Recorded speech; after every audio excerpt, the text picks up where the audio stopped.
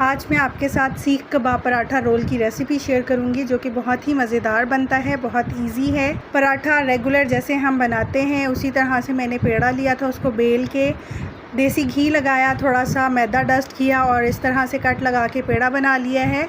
अब पेड़ा बेल लेंगे और थोड़ा मोटा पराठा रखेंगे। तवा गरम कर लिया था, देसी घी लगाया, ऊपर पराठा डाल दिया है। जब एक साइड कुक हो जाएगी थोड़ी तो साइड चेंज करके घी लगाएंगे और अच्छे से पराठा कुक कर लेंगे। माशाल्लाह से हमारा पराठा रेडी है। बाकी भी पराठे इसी तरह से कुक कर लूँगी। यहाँ पर मैंने cream, mayo, chilli garlic sauce, red chilli flakes, black pepper और सॉल्ट डाल के सॉस रेडी की थी, वो पहले स्प्रेड की है। ऊपर सीख कबाब डाले हैं, सैलड डाला है और चिली गार्लिक सॉस डाल के इसको कट करेंगे और मज़ेदार सीख कबाब पराठा रोल रेडी है। बच्चों को बना के दीजिए, बच्चों को बहुत ही पसंद आएगा और बच्चे बहुत शौक से खाएंगे। मैंने चक्की के आटे से पराठे बनाए हैं, आप फाइन आटा या मैदा भी यूज़ कर